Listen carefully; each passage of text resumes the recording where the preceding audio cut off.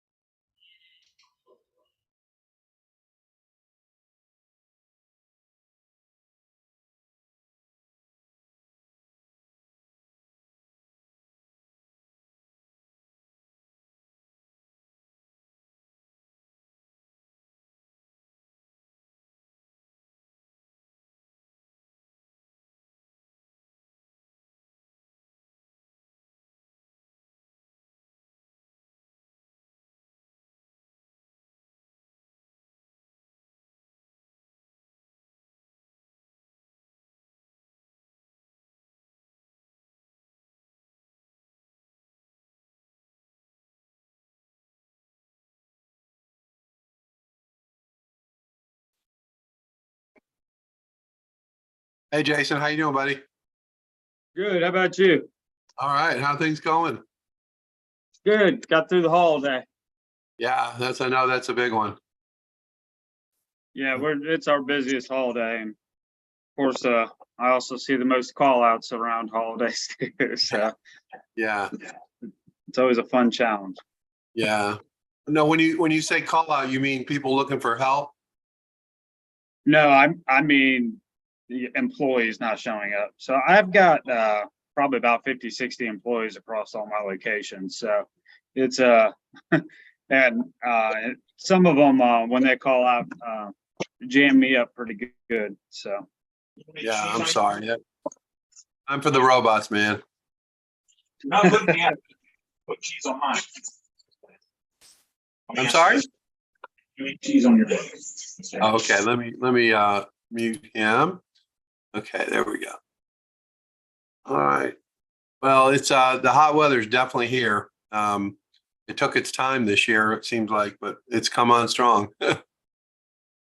yeah, it was definitely a bit of a peculiar year this year between the February hot weather and then then summer didn't show up till July this year. So Yeah. Have you seen that impact your business in terms of people coming to eat? as far as my restaurants are concerned, I don't think it's had too much of an impact. I mean, I see more of an impact on just discretionary spending over the last 2 years impacting the restaurants. But as far as availability of seafood, it's really messed up harvests and stuff like that. So I see. I'm year to date compared to last year, I'm down over $500,000 in blue crab sales. And that's really comes from just mostly May and June, the crabs not being there. So it's that's a much bigger impact on my business per se than the weather on the restaurants. Yeah. Are you are most of your customers in the restaurants, are they locals or are they tourists or a combination? So the restaurant that's in Farmville is mostly locals. I would say probably 60-70% of my clientele here in Washington are locals. And that's really kind of my base business that I see year round. And then during the summer times or the warmer traveling months, I see my summer surge, and that's all my folks from out of town come in to either go to the RV parks or just traveling through and stuff like that. Yeah, I love that. Summer folks, that's good. Summer Yeah. serve. I like that. Yeah. All right. Okay. Hey, Branson, how you doing, buddy? I can't hear you, unfortunately. Um, well, at any rate, we'll go ahead and we're going to go through today. I'm going to show you a couple examples of live streaming e-commerce. And they have kind of the first one is really short, only about 3 minutes long. And that one doesn't show too much about the technical, but I'm going to talk about some of the stuff that they're doing. And then the other one is a little bit longer and more in depth, and it actually might apply more to people who are trying to show people how to do something as opposed to selling them something. So we'll take a look at both of those. So let me see if I can figure this out. It's really weird the way my computer works these days, but I'm learning. Seems to want to have its own mind of its own. So, let's see. There we go.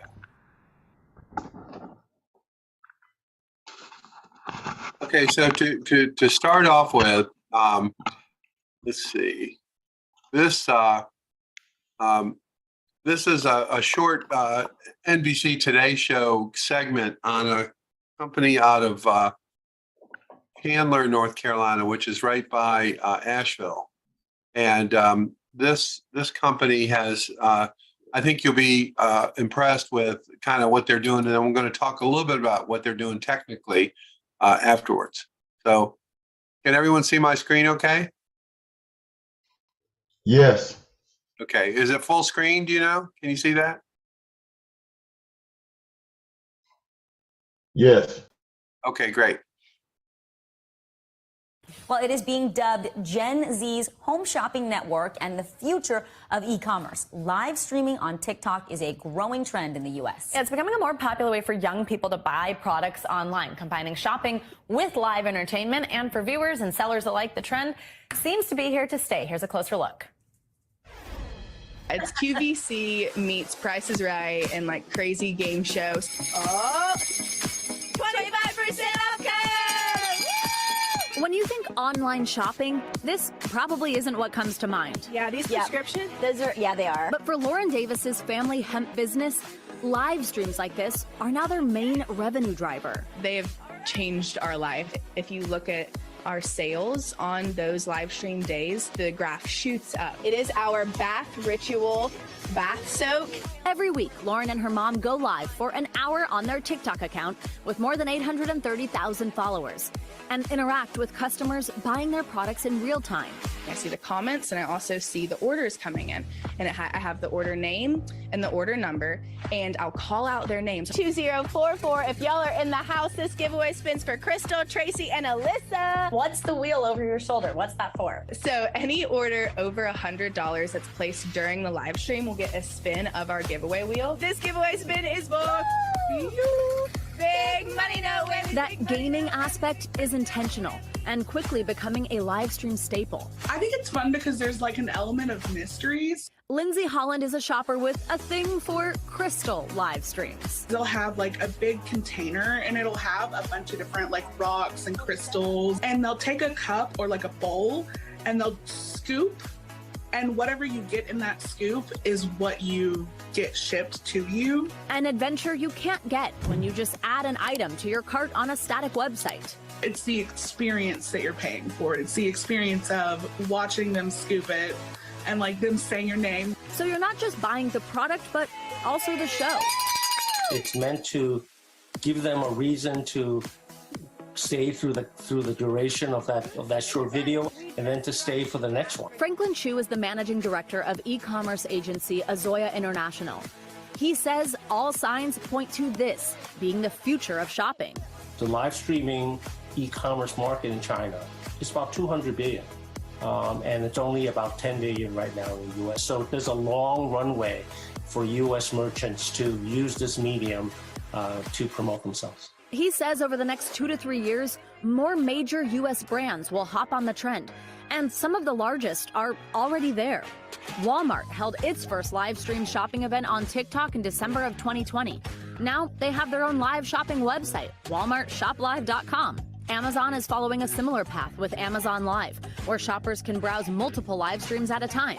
But the shoppers businesses attract on TikTok, the ones super engaged in the content they consume, are making this platform stand out. When they go to Amazon, they expect a certain kind of experience, shopping for a particular product. People that go onto TikTok, they're looking for entertainment, they're looking for social interaction, and then the purchase decision. TikTok is really very consciously merge all of those functionalities together. Lauren Davis is already seeing the benefit. Would you quantify that as a live stream generates thousands of dollars for you? Hundreds? Definitely thousands. That is it's a very vital day for us. It's a hoot and a half, truly.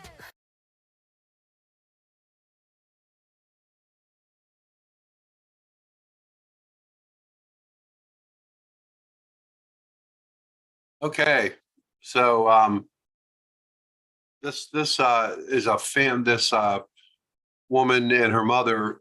They're a farm family in a place called Chandler, North Carolina.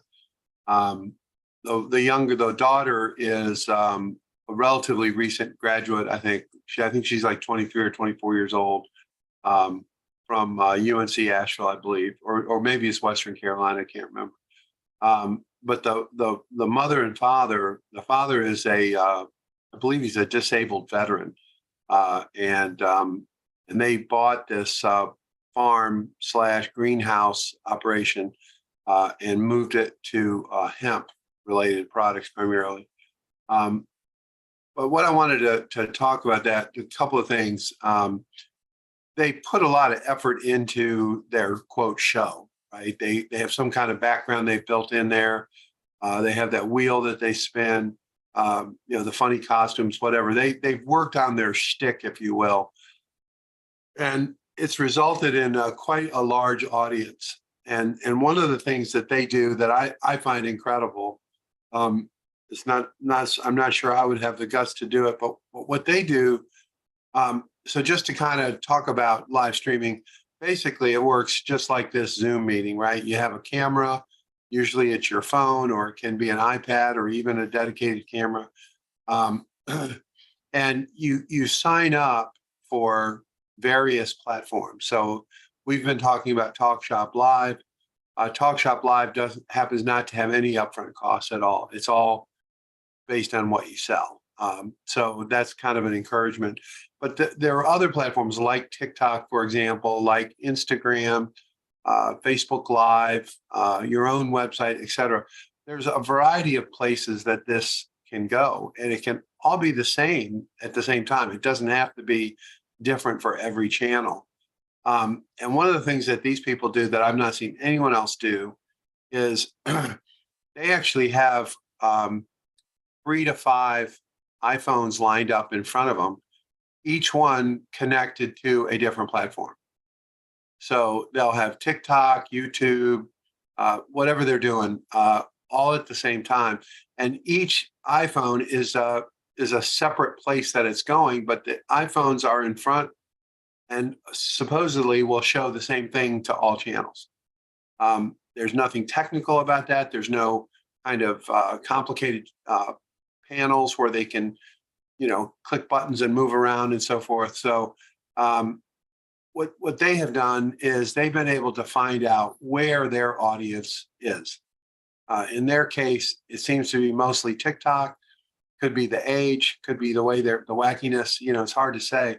But all of you are in a similar situation in that you've got to figure out what channel is going to work for you in terms of driving sales. And it's an experiment, it's an unknown. TalkShop Live, we're going to, yeah, go ahead, Jason.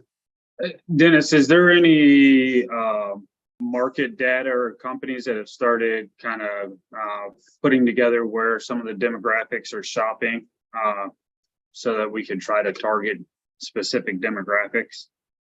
I have kind of I don't have like an all-in-one integrated report. I have some stuff from different channels explaining why you should stream with them. So I'll make those links available.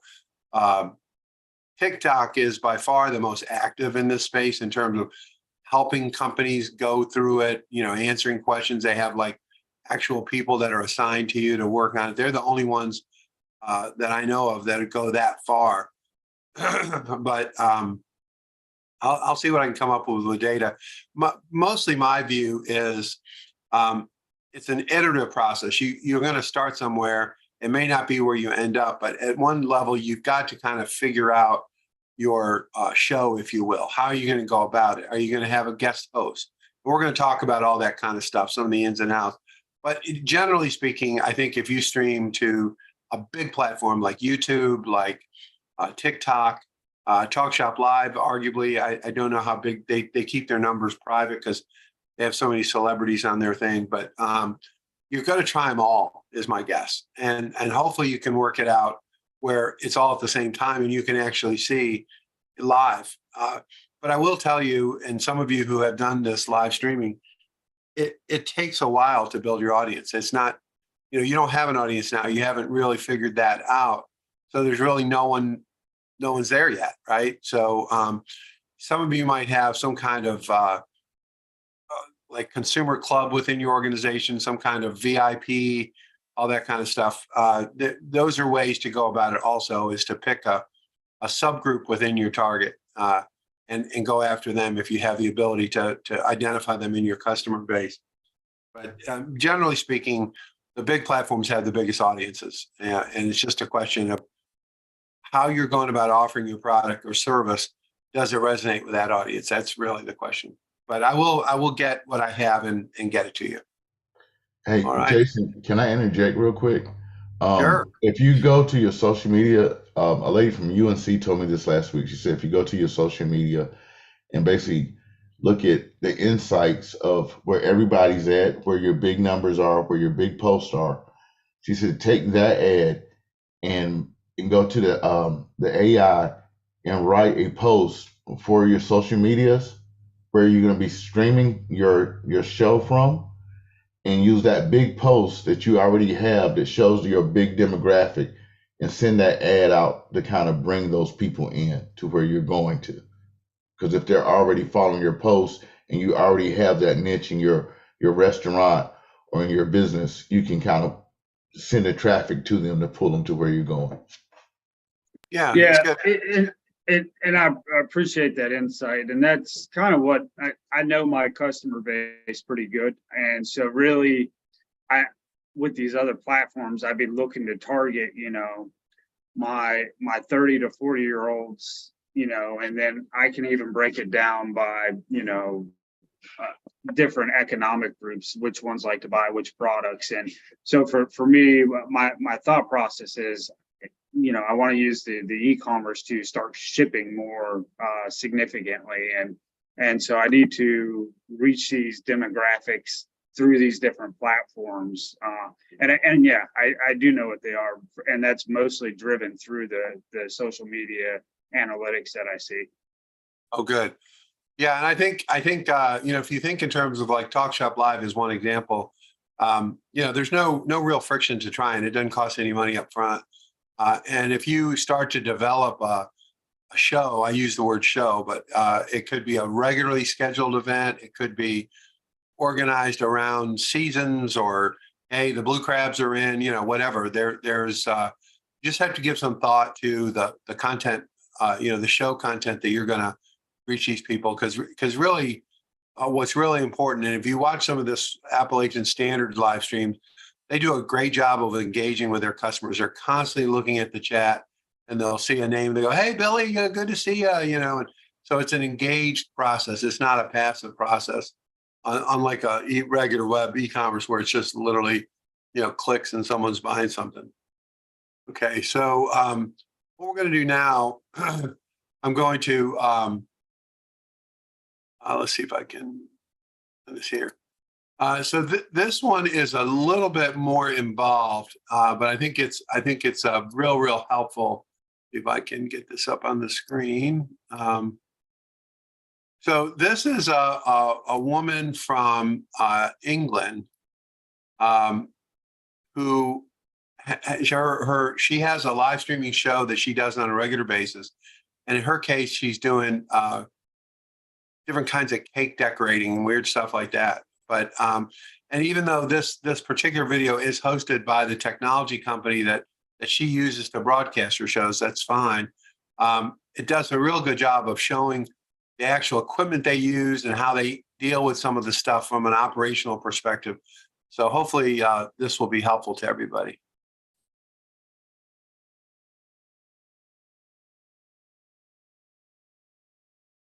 and welcome to this next installment of our Made with Switcher live streaming series, where we like to dedicate these live streams to awesome creators and people who are making awesome live videos and video in general using Switcher Studio. So I'm Dan Petrick. I'm one of the co-founders of Switcher Studio and the senior product educator here. And I have some awesome guests with you today. So I'm just going to go ahead and bring them in, and then we can talk about everything that they're doing out there. So welcome Richard and Zoe of Zoe's Fancy Cakes.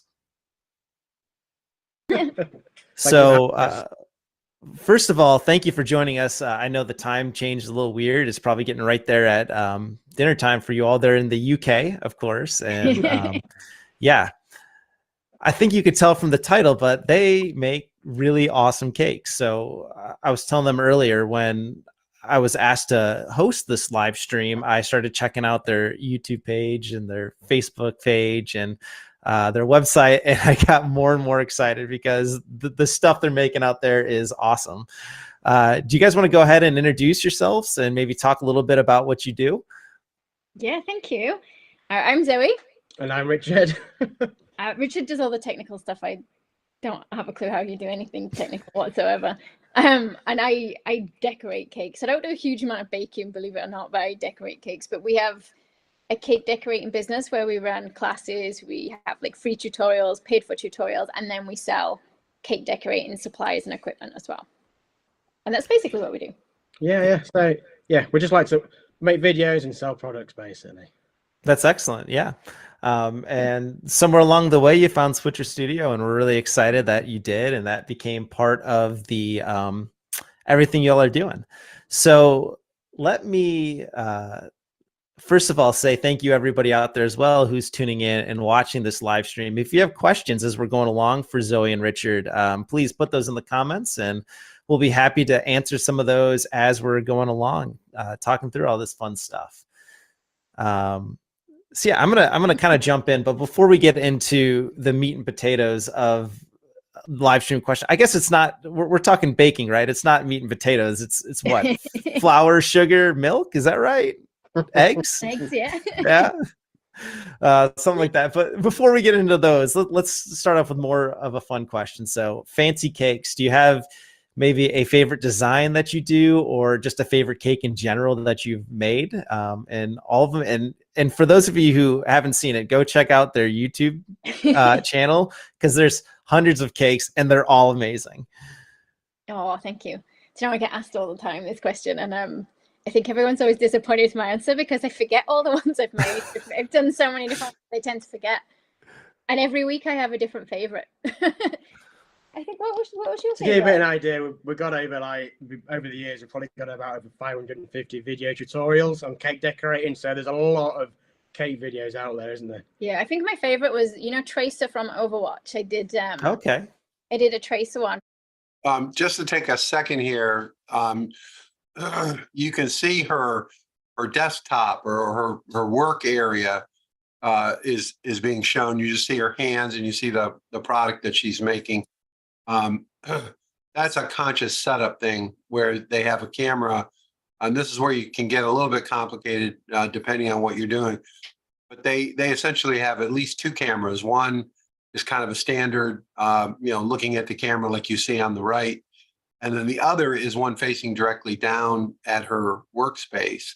And I've seen them on different kinds of booms or attachments, or even a little tripod with a phone pointing down, or there's lots of different ways to do it. But I did want to make the point here that in this case, they're showing you how to make something as part of their show, if you will. And their goal is to sell the stuff behind them that you see on their shelves, product items and things to make these things. That's what they really sell.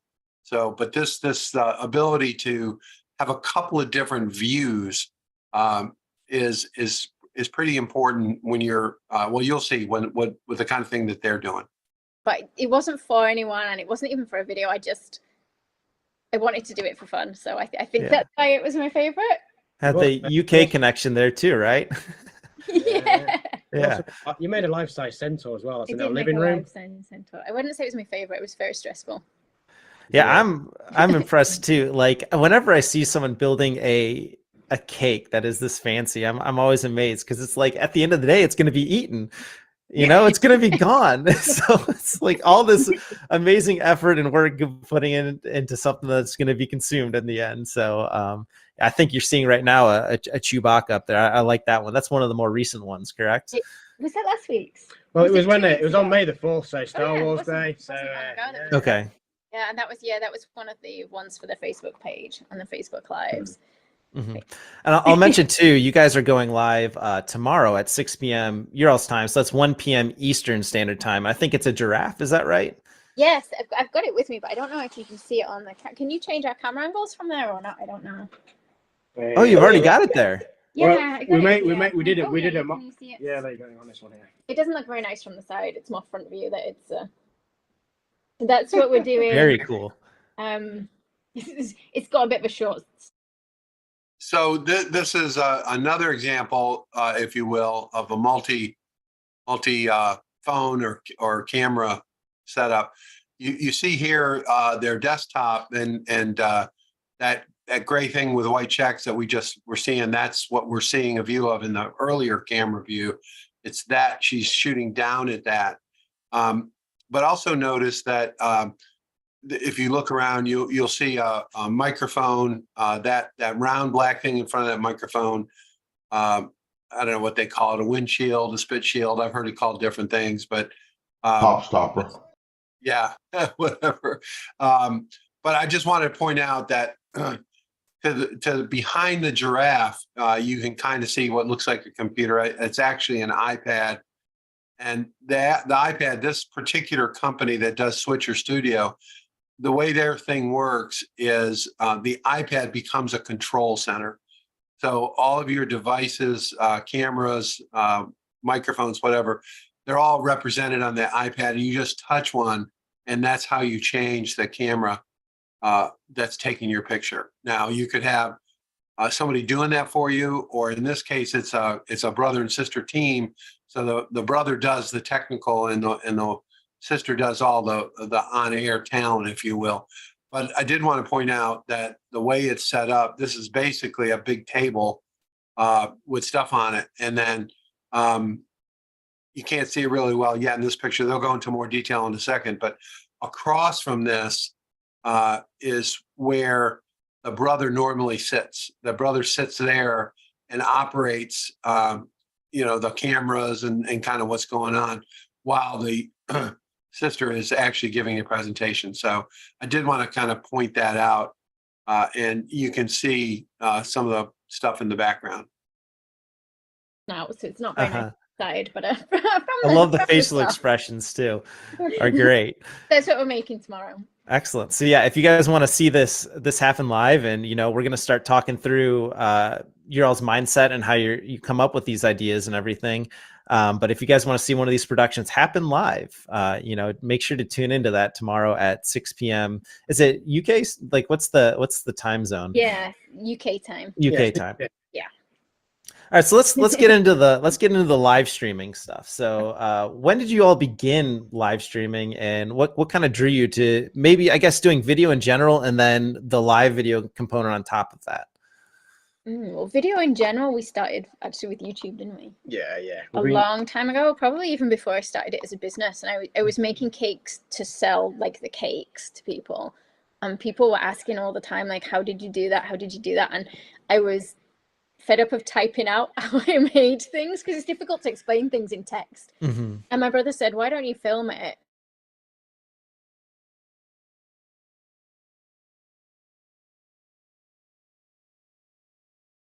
Dennis, I think we lost it.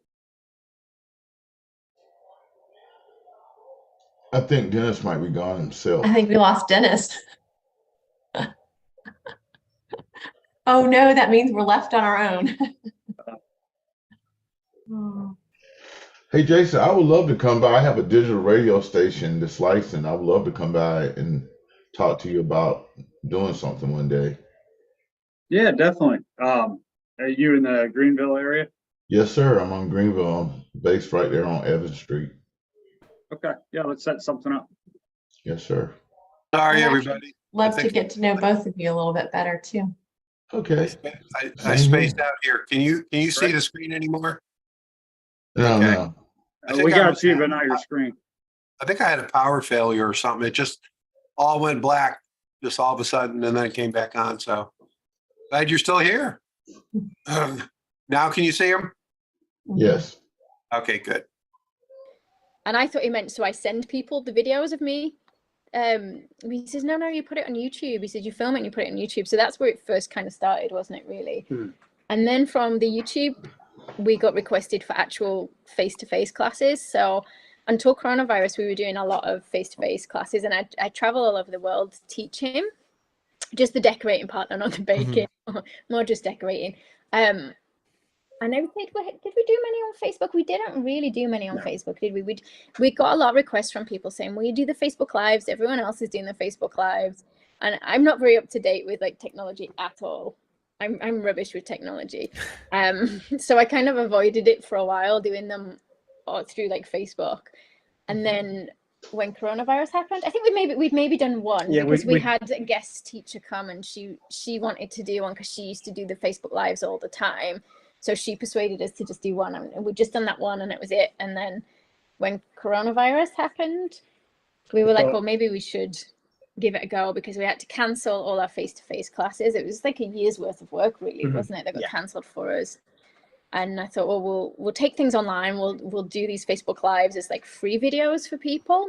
And we started with 2 a week, didn't we, initially? And, yeah, 2 we're doing every Tuesday and Thursday mornings. When COVID for like lockdown 1 happened, or COVID 1, so back in February, March last year, I think, was when we first started the Facebook Lives. But we couldn't believe how popular they were. So, but they've gradually kind of, we take it to 1 a week, and I just, as from like this month, we said we're taking it down to 2 a month, just because we've got a huge amount of work on, and I was doing them mornings, so that I was at the shop anyway doing them. But I think now that more people are back at work, they're not viewing as much in the mornings, more in the evenings, and I don't have as many evenings free to do as many of the lives. So is it like I say, because it's just changing the times, and obviously your audiences, obviously the last year people have been at home a lot, whereas obviously people are back in work now. So it's just finding a perfect time to catch people as well, really. Yeah, you're kind of jumping ahead. I was going to ask you about that, and that's a great segue to that point. Just talking about finding the right time to go live. So you guys were doing it at 10:30 just because people were home. So can you maybe talk about? Did you look at certain statistics? Was it viewers live, views overall, or anything? Or are you just kind of making guesses and seeing how it goes, or? At first, it was what we found easiest for us, wasn't it? It was because it was the free videos. It's different, like if we do, because we do the Facebook Lives in private groups as well, and I do them as paid for classes, so they're far more detailed than like the ones that we just do on our main Facebook page, or the ones in the private group. So those ones we do think about the time a lot more, and we make sure that it's a time. So what they're talking about right now is kind of interesting. They use a couple of different forms of live. She's talking about, in this case, free Facebook Live or YouTube or one of them. And then they actually do paid private Facebook groups where they go live. And in that case, it's some kind of civic group or who knows. And they've actually paid money for the event in front. So that I just think that's interesting to point out the strategy of, connecting with people on a free, somewhat less detailed basis. And then as you figure this out, whether it's Facebook Live groups or some other group method, you can make your content more detailed and more quote worth it to get someone to pay for it. So I think that's a pretty good thing here.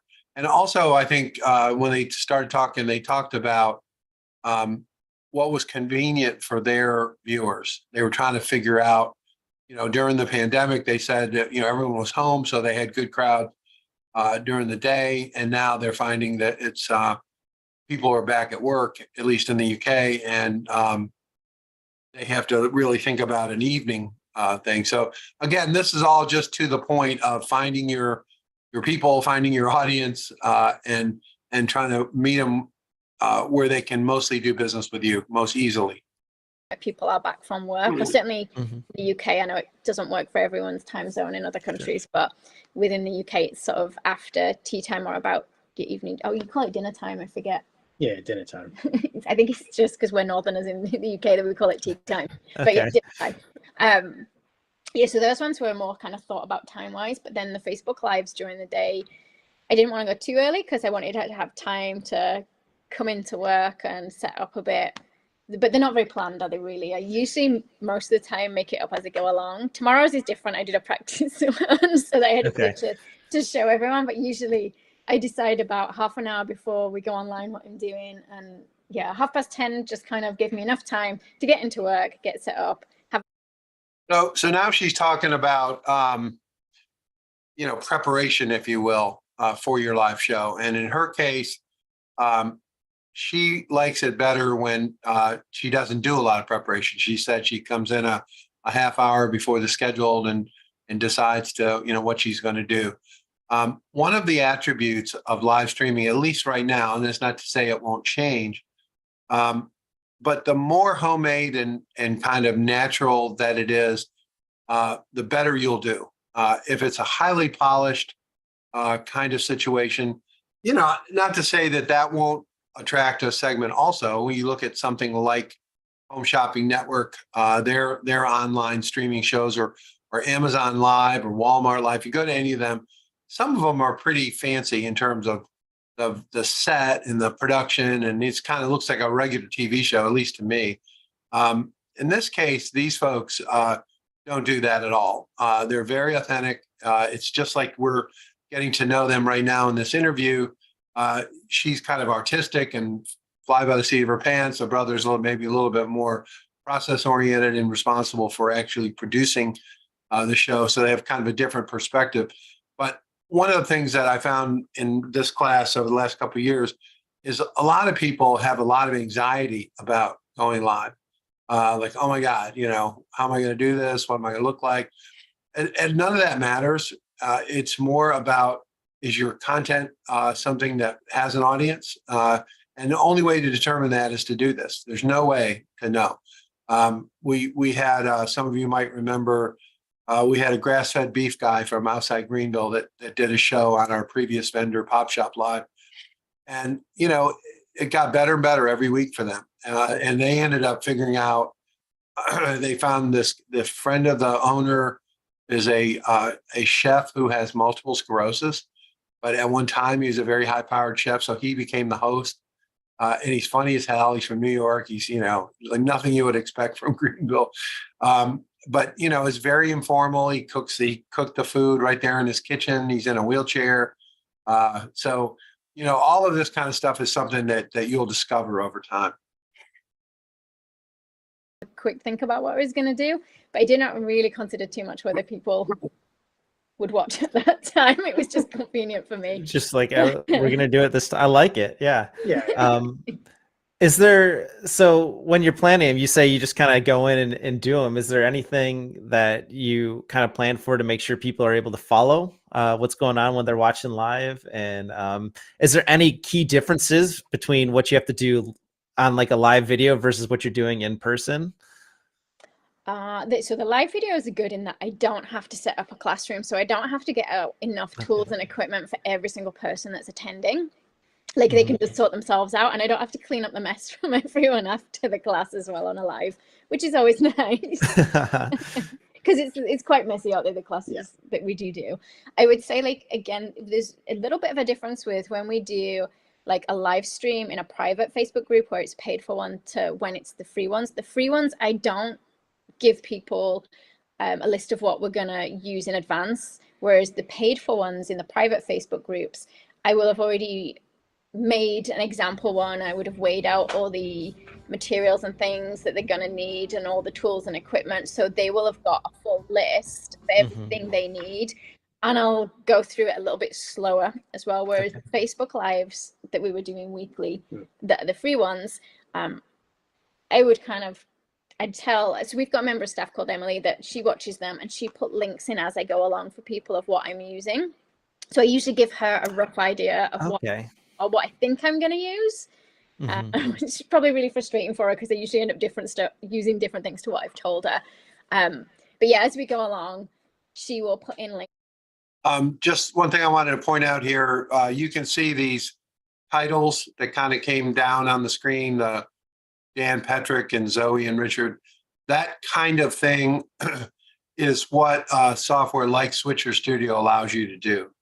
It allows you to drop things in, drop your logo in, all that kind of stuff. That the standard live streaming doesn't have that kind of capability. It's just a video and it shows on YouTube or Facebook or wherever.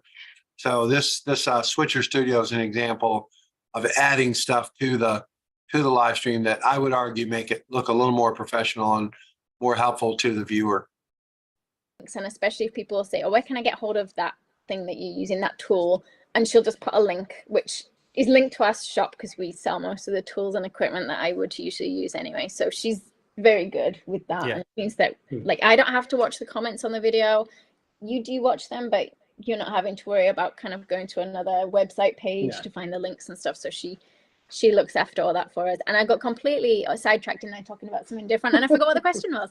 Oh, you nailed it there. Yeah, I was just asking about the differences between baking in person and versus online, and you hit that, and that's just kind of your live streaming plan. And it's funny, you know, our worlds are both live streaming, or that's one part of it. And it's funny to hear you talk about, you know, you coming up with a list of ideas or things that you probably will be using. So, you know, someone watching along can help out and put those in and keep up with comments. And that's very similar to how I do. I'll set up and do webinars on how to use Switcher Studio and do other things and talk through, you know, maybe a specific part of the product. And I will tell people, or like, I'll usually have a couple of people in the comments as well. And I'll give them the articles I think I'm going to be referencing so they know to put those in the comments. So it is interesting to hear how it can be a similar process. So yeah, as the title of these streams are, it's the Made with Switcher. So you all are obviously using Switcher. Can you talk a little bit about how you landed on using Switcher Studio for your live streams?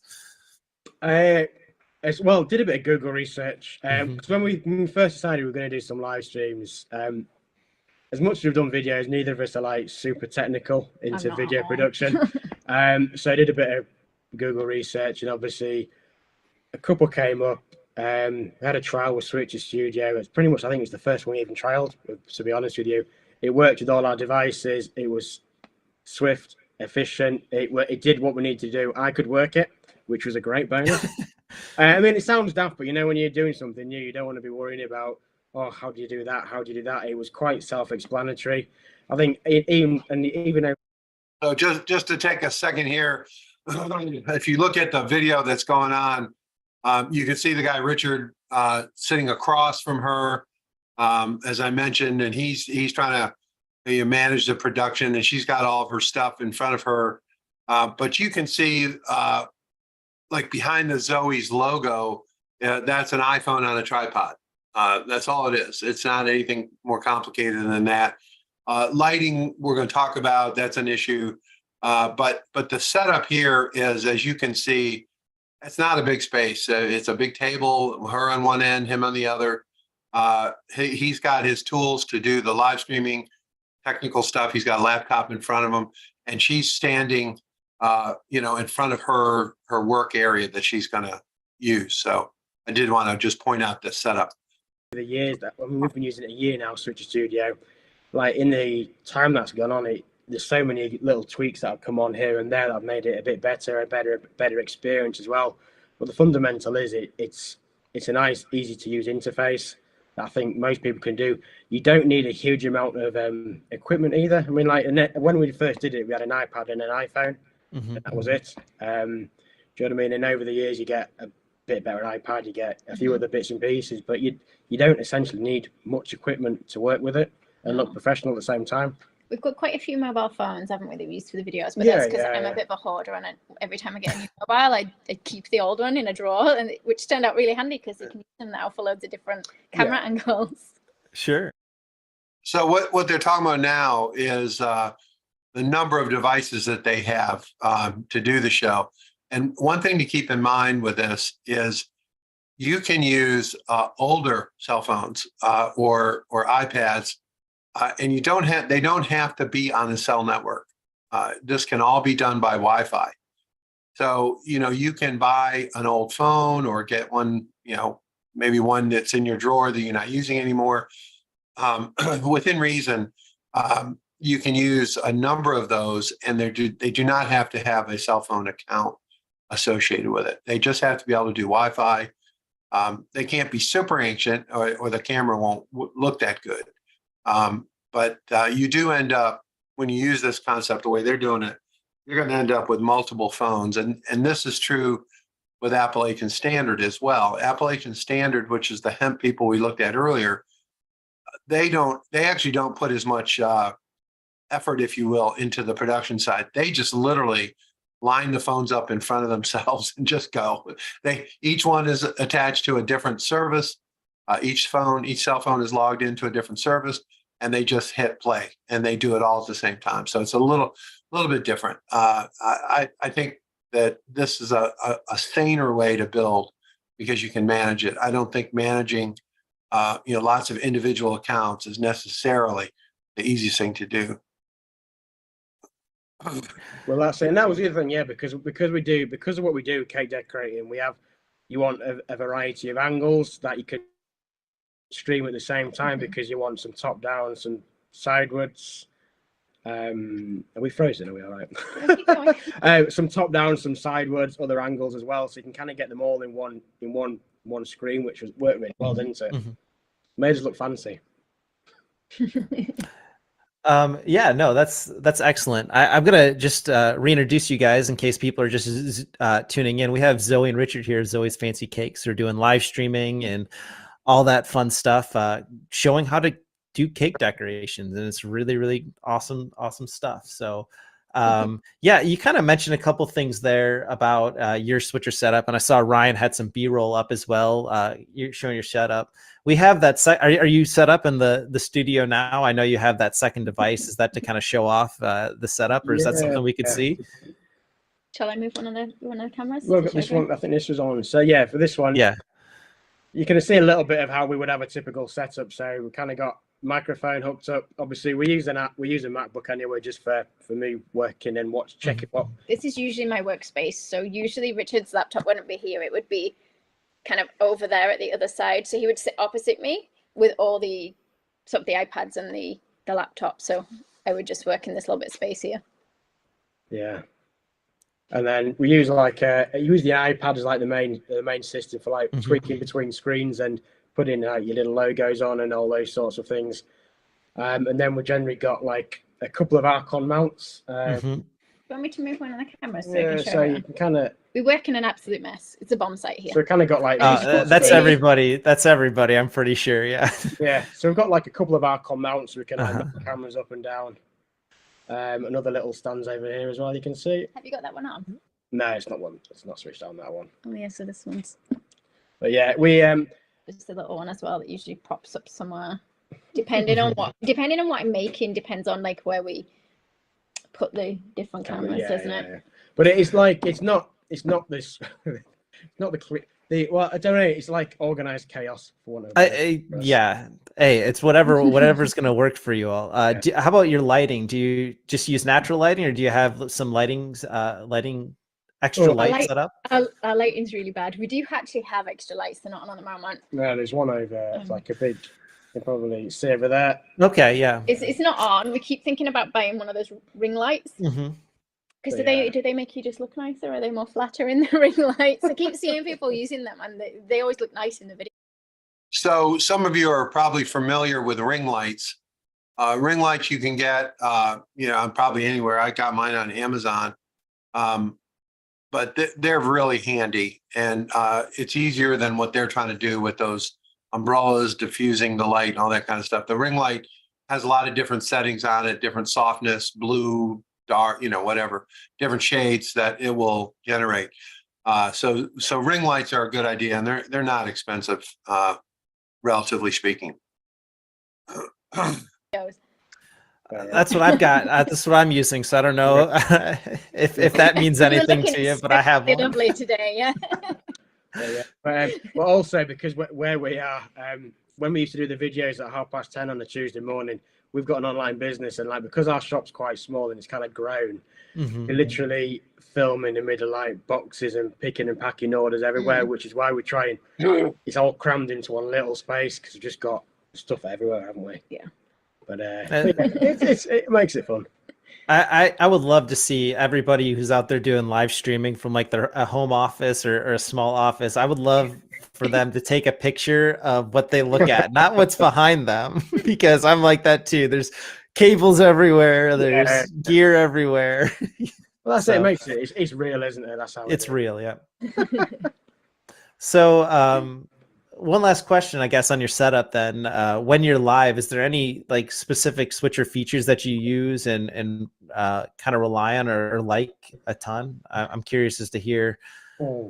I mean, I quite like, obviously it's me that tends to look after the behind the scenes. He likes the drum roll. Okay, so the sound effects, the sound effects, yeah, they're that's quite a new thing that's coming, I think. The effects are nice. We use obviously the fade ins, fade outs, have a couple of screens on or 3 screens rolling at the same time. You can't. Can you see it on there? I don't know for the things. You probably can't, can you? We can kind of see it over there, yeah. So like, for example, battery's dying. So like, obviously using all the transitions, we use a lot of transition features, those sorts of things we use all the time, don't we? Did you already say countdown? Yeah, well, that's yep. And then the little pictures. We have little pictures. Obviously, I'm really technical. I know what nothing's called. The picture. Yeah. Multi-views. Yeah, when we use like when you drop in like you sort of like when you put your little icons on and bits and pieces like that, your logos. Oh, lower thirds, yeah. And the other thing that we use quite a lot is when we ask the audience questions. So obviously we use the polls and the voting on it, which is quite good as well. So you can set the polls up in the system, so then people can tally up and you can see it. Also, quite like we get a few cheeky viewers, and you quite like highlighting their comments on the screen as well. So yeah. We see. See, I don't see the screen. I see what I'm working on. Throw the cheeky comment. Yeah, there you go, just like that. Hey, Chris. Yeah. So it's always quite good.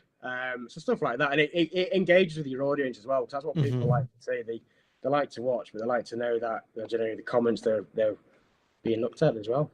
Yeah, speaking of comments, everyone, I'll mention again, we're with Richard and Zoe of Zoe's Fancy Cakes. So if you have questions for them about how they're doing anything, you can put your questions in the comments and we'll be happy to get to them.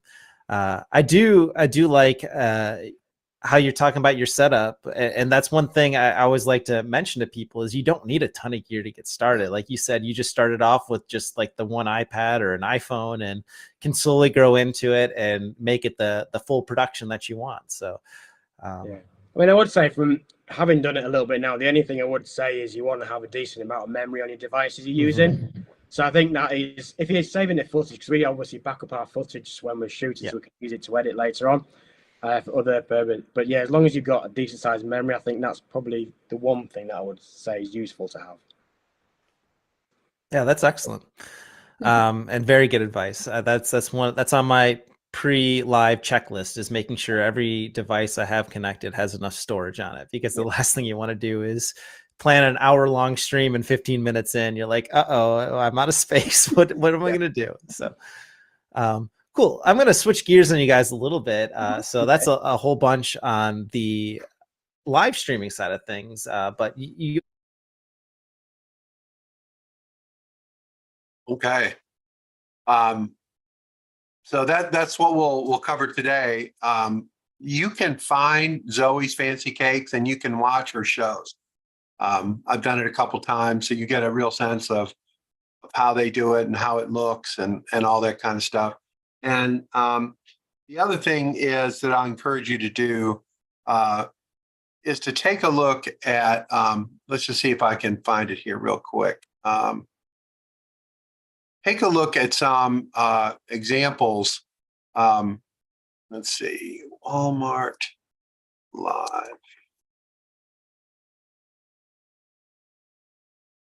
Okay, so let's do this real quick. So just to give you an idea of how this is evolving, I'm going to share my screen again here real quick.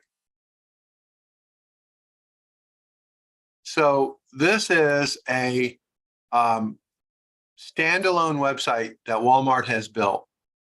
It's called WalmartShopLive.com. I believe, if I remember right, that the technology used by this site is TalkShop Live. I'm pretty sure. But what you can get by looking at stuff like this is you can get an idea of different formats. And if you can find something close to your business, it might save you a lot of time trying to figure it out. These are not highly produced. Associates Live is a show where they take the Walmart employees who've got a passion for something and they come on live. It's just, so you could do something like that with your employees, maybe, you know. So anyway, the point of this is, you know, you can get some really good ideas on how to do some of this. And you can see here it says shop by department, all the different products. The other thing that's important, see here on the bottom here, it says replay every live event. One of the things that happens is you'll get more than half of your sales from the replays after the event. The advantage of the TalkShop Live platform is the recordings are live in terms of being able to buy stuff from the recordings. So that content, if you will, can be repurposed multiple times on multiple platforms. It is in fact a recording, but it still retains that live shopping ability. So, you know, this will give you an idea. WalmartShopLive.com. It may save you some time. And, you know, figuring out the technical and all the kind of stuff, don't worry about that. You'll figure all that out. It's really not that big a deal. We're not setting up camera dollies and, you know, $10,000 cameras and all that kind of stuff and special lighting. We're at a much more basic level. And that's because the audience really responds to that. So with that, I'll ask, are there any questions or issues that this brings up that you guys want to chat about? I guess how soon did she get into selling the stuff that she was making? Because there's a part of me that, well, so we're introducing making our own vanilla. We actually did our first batch last year and it was a great success, and I sold out the whole small batch in 19 days. It was really good.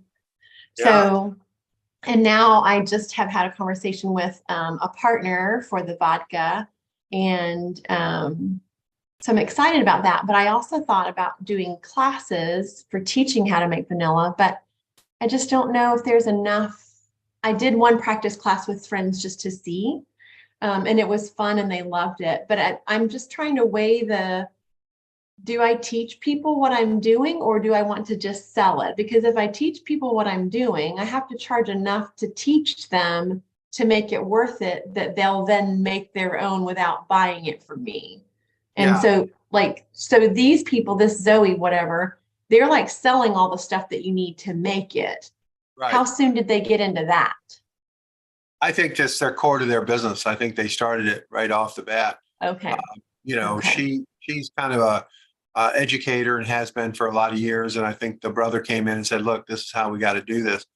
Mm. And really, I think, Denise, it really needs to be tested as to what makes the most sense. It's hard to predict. Yeah. What I liked about the way your face lit up when you talked about doing it with your friends, it was fun. It went well. You were excited about that, and that I think attracts customers. That kind of mentality, that kind of attitude. It's fun. You're getting people engaged, and the other beauty of this is you can try both ways, right? You can try education for charge or this kind of linked model. I think the linked model works a lot better based on what I've seen, especially if that requires production of something, making something that isn't just off the shelf. But this is all trial and error type stuff. I don't have the answer for you. I do think that some platforms like TikTok, for example, really like content. They like stories. They like, different things. It's not just static, look at something, buy it. It's much more an engaged process. I think, so let me just say, I see a couple things in chat here. Okay, got it. All right. Well, any other questions or thoughts? Okay. One thing that comes up is, and we'll hopefully get a chance to cover this, but dealing with music and copyrights and all that kind of stuff can be a hassle. So I'll just warn you about that. Some platforms don't care at all. Other platforms like YouTube will ding you every time you use somebody else's song without permission or whatever. So that's something to be aware of. As you create your show and you get into things like music or even perhaps showing other videos, you just have to be aware of how all that stuff works. And we will talk about that. Okay. All right. Well, thanks everybody for tuning in. No class tomorrow, but Wednesday will be our next one. And we're going to get into a little more specifically into TalkShop Live. Take a look at some of the steps associated with that. What we're thinking of at the moment, the Got to Be NC people with our friend Jack Nails, I believe they're going to try to create a weekly Got to Be NC show. And you guys will have the opportunity to be on that show. And you can at the same time do your own show on your own channel. So TalkShop Live, we're looking at creating a destination called Got to Be NC, where we can hopefully get budget dollars from the state to promote it and get people to know about it, and then get you all an opportunity to present on that show. That's what we're leaning toward at the moment. All right. Well, we'll see everybody on Wednesday. Thanks for tuning in.